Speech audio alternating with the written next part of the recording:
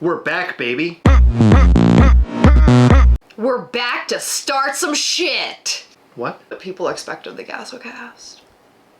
Channel and the live that we went on the channel as well last night and the week before. We went to Sdcc. We did. We had a really good time. Not only did we go all the way. I was talking. Yeah, I know you were. Okay, I don't want to hear it. Okay. Not only did we go all the way. It was a really great time. We did. And we had a lot of fun. Not only did we go to Sdcc. And I would love to do it again. But we drove. It was so all great. the way across And the country. There were so many fun to get things there. to see along the way. Yep. Sand, we did a lot. Deserts. Yep. Cactus. Breaking Bad. Cacti. Burritos. Lots of burritos. Did you miss us, by the way?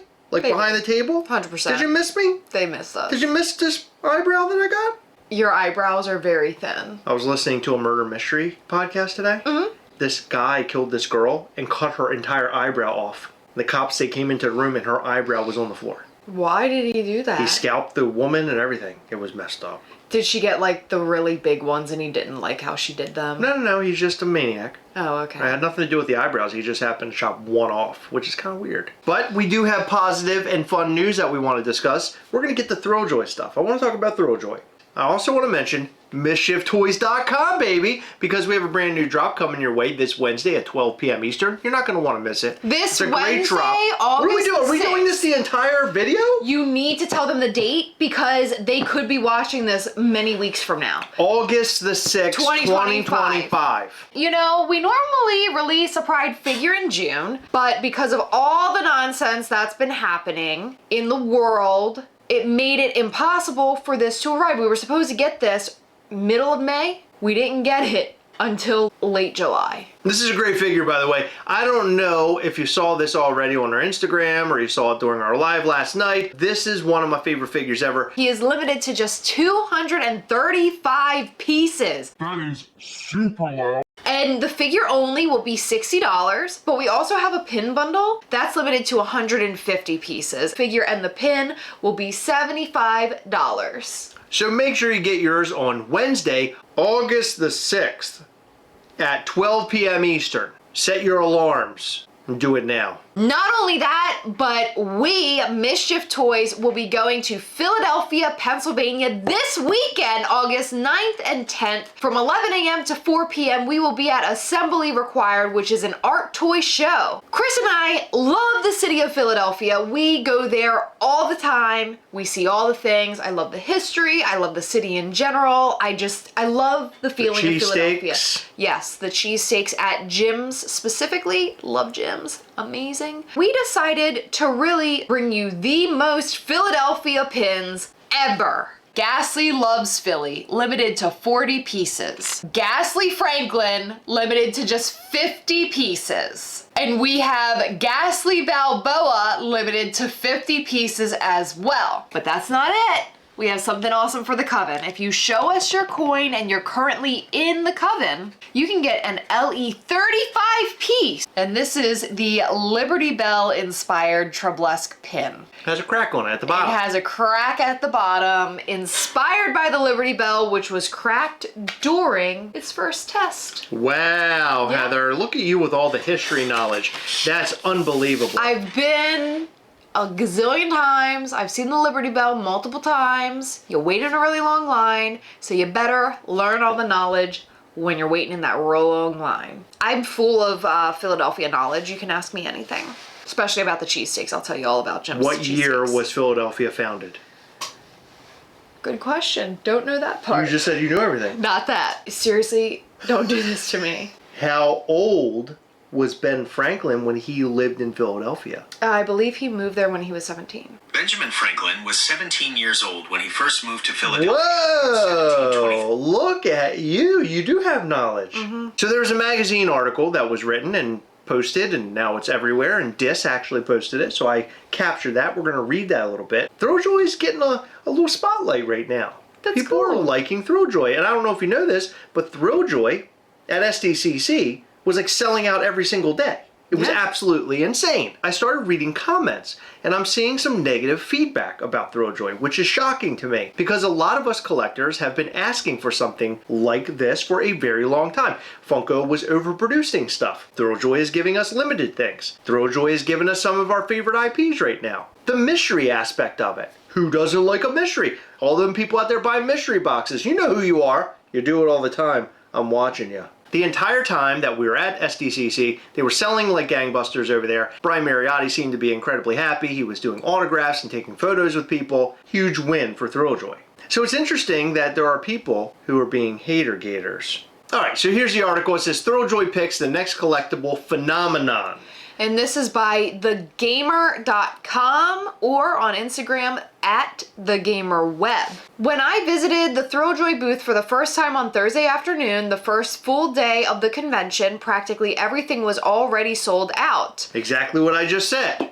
Mariotti took a break from meeting fans and signing autographs to chat with me, and when I noted things had been going well so far, he noted they might be going a little too well. Though he is proud of what he accomplished at Funko, Mariotti believes collectors are missing a feeling of FOMO and rarity from today's collectibles. A lot of people have pivoted to trading cards because there's that FOMO, he says. We wanted to bring that back. It's always been about super low quantities, chases, and super chases, and doing licenses that are a little bit out of the norm. I think people are excited about the chase again and excited about having a brand that's got a vibe to it. This is something that we on this channel have been begging for a very long time.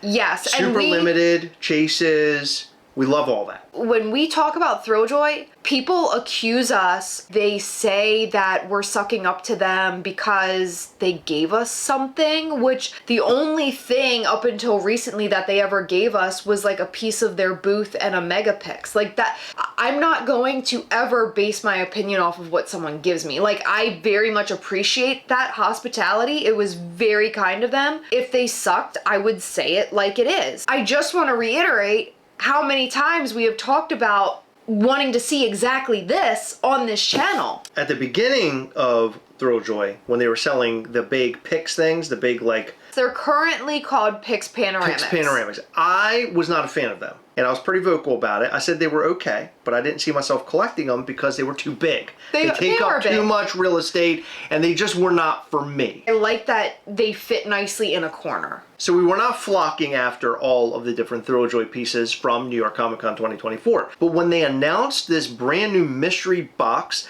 with figures that are of similar size to stuff that we like to collect, like Funko and Barely Available and Abominable Toys and even Ghastly, that size fit my collecting habits way more than the larger things. And I really like that they're doing the little pixels too. It's a good article because they are highlighting all the good things about Sdcc. I don't think there's anything negative in the article. I haven't read it at all, so because I'm just reading I don't it think there now. is anything negative to say, but I do want to read some of the comments because it's really interesting to me.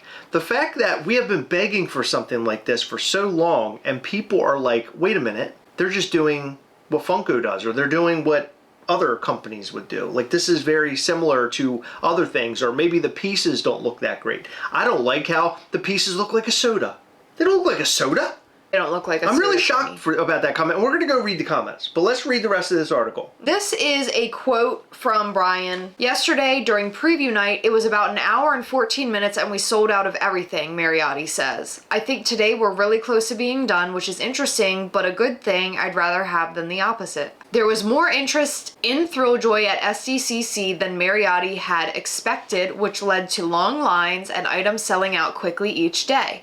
Clearly, something about the brand is resonating with collectors. Collectors have been looking for something like this for a while. Yes, limited pieces, mystery, and not knowing what you're going to get. Like, opening that is so much fun. In a couple of days, we're going to receive all of our Sdcc stuff in the mail because our friend Brian shipped all of our stuff to us. Thank God for him, because we could not fit it inside that car. There's a lot of Thrilljoy product in there, including my Beavis and Buttheads, the zombies. But there's a lot of stuff in there for us to rip, tear, and open, and we're going to show it right here on the channel. I'm excited. From a perspective of a fan of Thrilljoy, going out to Hot Topic and picking those figures up, bringing them in the car. We've made a lot of videos like this, and ripping them open and making little short videos that we post on social media is so much damn fun. And, and you can't tell me any different. For me personally, you can't turn me off from this. Now, I'm not going to buy all the characters because I don't care about all the characters, but there are some that really resonate with me. And I want all of the figures. Yeah. Now, the only downside to what Thrilljoy is doing, the only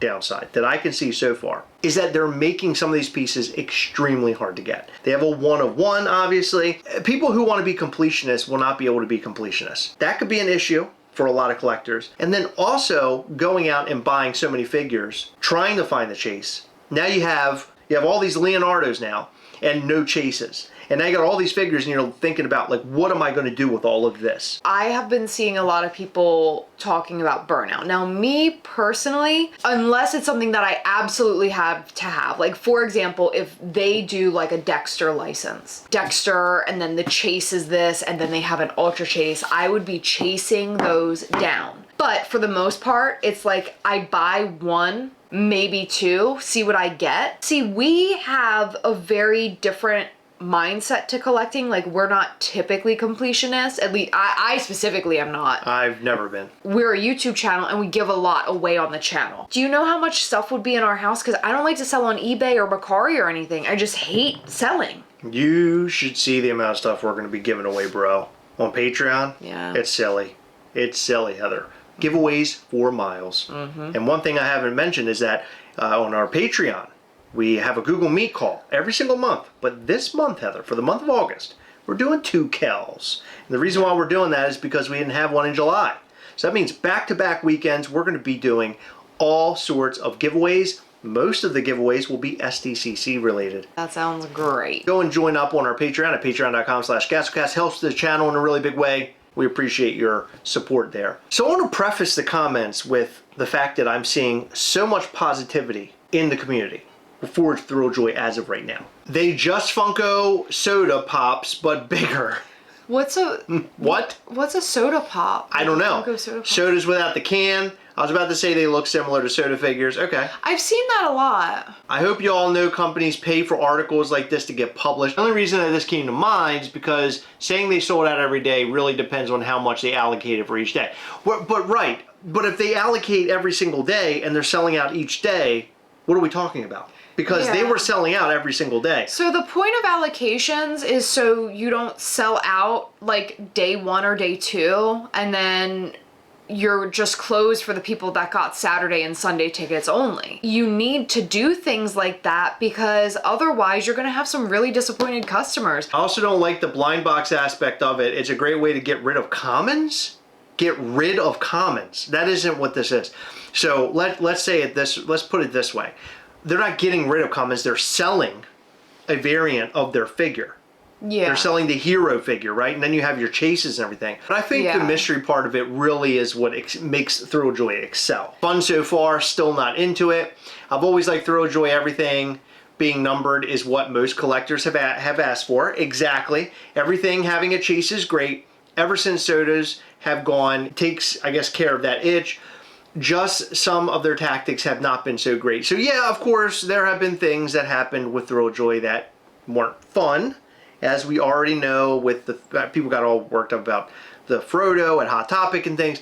You know, a lot of people will unfairly say like, well, Brian Mariotti has been doing this for a long time. And it's like, yeah, he's been doing it for a long time, but on a different level. He was CEO of a company with hundreds, maybe even thousands of employees below him. So this to him is new, or at least newer to him, because I'm sure most of these decisions he never really had to make at Funko, but now he's making for his own company. Well, this person is saying just that. Basically, 1 year into the company, Brian's tweaking things and hearing the people.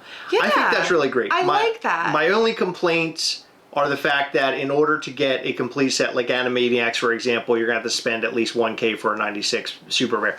I mean, it all depends. I mean, what's it sell for? Who knows? Or is that figure going to be so popular that the 96 piece is going to be super expensive, but I understand that. That's like one of the downsides of it. Yeah, that's completionist talking, or like you want to get your favorite character, but who's to say they're not going to have an Animaniac set with like the character that's the super rare or whatever as like the hero character, like the common character, if you will. Licenses that are out of the norm, these are all the same things, Pops, Mini, Sodas, etc. Now these, but no, I think Blue Eye Samurai, I don't know if that was a Funko thing ever.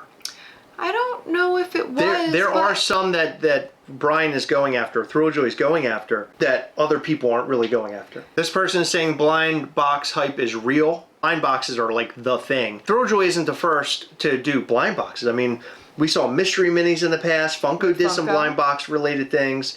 Generally, there's been a lot of Labubu blind box, right? But blind boxes are big right now, and if you go to Hot Topic, you're going to see a ton of stuff on the shelves that are like blind box related these days. Yeah, Miniso, Hot Topic, Pop Mart, like they all have a ton of blind boxes. I wish they were a little more solid. They feel slightly hollow. I think that's part of the reason they're able to get the price point so low, because not as much material is being used for them. Now, I don't feel like I'm holding a bad quality product when I hold a Thrilljoy Pix. They're strong. It's not like they're breaking all the time or anything. They're fine. I mean, I don't know. Maybe they could be a little bit heavier. I don't know. But again, these are things that we're saying today, like this comment, and maybe Thrilljoy will implement that in the future. Who knows? I don't know. But everybody has their likes and wants and needs, right? I mean, we don't really care so much. Yeah, I personally don't care about that, but I feel like that's how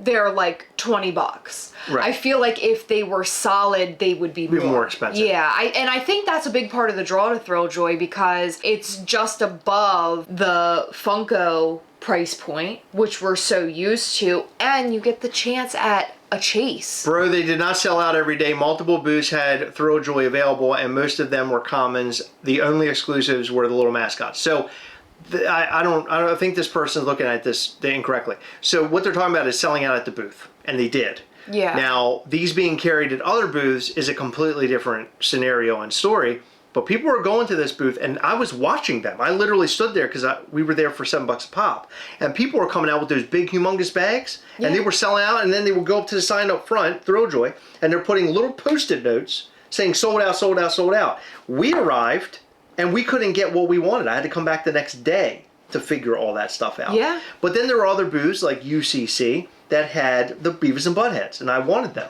And they had a pretty good amount of them over there, but that was on like day 2. If Thrilljoy keeps Funko on his toes to stay competition and produce quality product and introduce desired IPs, I'm all for it. Thrilljoy got Has Been Hotel already. So speaking of IPs that nobody else has, Funko hasn't gotten Has Been Hotel yet. I don't know what happened behind the scenes. I don't know if they brought everything they had there and then sold them all out, or if they're going to have sales later on that's Sdcc branded because they didn't bring them all. I have no clue. I'm speaking from a place of watching them operate while I was there. And I noticed that they were selling out of everything, and that's something Funko was not doing. With the exception of a couple of pieces, like I know that the clamshell pops were they were super popular. Very popular. But but not everything. There were so few of them. It used to be people would go to Funko booth and they would literally buy everything. And you see them walking around with the big bags. I saw more people with Thrilljoy bags like that. Same. Not Funko bags. Same. Is Funko gone and now Thrilljoy is the new king? Who knows? It's too early to tell. I do think that Thrilljoy did a great job. And it's interesting that people are trying to downplay it, or they're saying they don't like the figures and all these different things. It's really bizarre to me because there is a similarity between them and Funko Pops. And some of the pieces from Thrilljoy I really like over the Funko Pop. As an example, I love the Gremlin and I love the Gizmo. I think they're both great figures from Thrilljoy. Yeah, so I understand people's criticism saying that like they're just the next Funko Pop or they look like Funko Sodas. Now, I personally don't think they look like Funko Sodas. I just don't know how unique you can do licenses across the board. If you put a Thrilljoy product next to a Funko Pop or Soda, you can very clearly tell what the Funko Scott Pilgrim is versus the Thrilljoy Scott Pilgrim versus the Funko Soda Scott Pilgrim. There's obviously a difference in a major design. difference, yeah. So with every figure, or just about every figure, they have a chase, possibly multiple chases, possibly a one of one, possibly a gold figure like with the pixels, where Absolutely. you redeem it for a megapix. There are a lot of very unique aspects to Thrilljoy. I think that maybe some people are being hateful because it's just the internet. I feel like people who hate are louder. Yes, I agree with that. But I also feel like people might just not want to get into something new because they know that their shelves are going to fill up. I think what they're doing so far has been really great. The event that we went to at Sdcc, really great. That was fun. All the exclusives there were great. Their booth was great. How long can you lean in on IP? Funko has done IP for so long, and so everybody already has all these characters in some iteration. Yeah. When Funko came around, there's a lot of characters that you just did not have. Yeah, one thing that I had begged for years and years and years and years, ever since I became a collector, was Dexter. But this year, okay, it's 2025. I started collecting in 2014. I finally got Dexter. Can Thrilljoy survive and thrive on IPs, or should they really be focused on sort of doing their own thing? And I think that's what these companies really should be doing. I think Labubu is a prime example. They're sort of just doing they got their weird little character and they're doing their own thing. And that's what I love so much about our company, Mischief Toys, is that we have developed these characters and we're sort of telling our own story. We don't have to really lean so hard on IP. the thing with IP is it gets your name out there. Like if someone's favorite IP is Corpse Bride and they search Corpse Bride toys, I bet you Thrilljoy would be somewhere on that first Google page. 100%. You're absolutely right. It's a good connection. I think it's a fantastic way for them to grow really fast and get their name out there. I love that they have their own characters too. I agree. I think that them having their own characters is fantastic. And hopefully they lean harder on those characters. Yeah, and they can also do their own characters with IPs like we saw at Absolutely. Dress blue up. their, he's in Gryffindor and Slytherin, depending on which one you got. I don't know. I think it's cool. It's interesting to see a lot of the hater comments. I didn't actually get so deep into hater comments. Dude, I saw a so lot many more. people hate that we criticize things, but like, that's what we saw. That's most of what we saw. I don't understand people. Like, they're hateful, but they don't like when we're, it's weird. Like, they just want to be opposite of us all the time. Like, we always have to be the bad guys in this whole thing. I don't know why. Which It's weird. makes no sense because, like, I'm really cool and I don't understand why someone wouldn't want to, like, mimic that. Who told you that you're cool? Everybody. So what do you guys think about all of this? Are you excited about Thrilljoy and the future of Thrilljoy? Are you not a huge fan of it? You don't like the pieces? You don't care so much for the mystery thing? We want to know your thoughts and more in the comment section down below. I think the article was lovely. Was it paid for? I don't know. But based off what I'm reading, it was pretty on point based off of all the things that I saw. It's interesting that people are just trying to hate on it, downplay all of this. It's weird to me. Let's be excited for Thrilljoy and what they're doing. Let's be excited for Rokimoto. Let's be excited for Mischief Toys. We should be excited about all these things because we're all companies trying to have some fun, make some cool collectibles, and get you in the mood for collecting. I wish you would just say things how they should be said. In every video, we like to shout out to some of our patrons for Patreon. In this video, we'd like to shout out to Sir X Lance, Lil Pug 15, Gus Collects, Preston Webb, Sean Perry, Daniel Cribb, Christian Hernandez, Richie Cofield, Skylar Key, Mike Mills, John J. and Trip, aka Locks Pops, Zor, Eater of the Clam, Rachel and Emily of Funko Genetics, and Tyler Ridley. Thank you guys so much for your continued support. We appreciate all of our patrons. You guys rock, and don't forget to check out our Patreon at patreon.com/Gastlecast to join up and hang with us in the month of August. We're going to be going live via Google Meet and doing all of those wonderful giveaways, a lot of Sdcc stuff. I think you're going to love it. We're going to be going live on Saturday, August the 16th at 9 p.m. Eastern and August 23rd at 9 p.m. Eastern.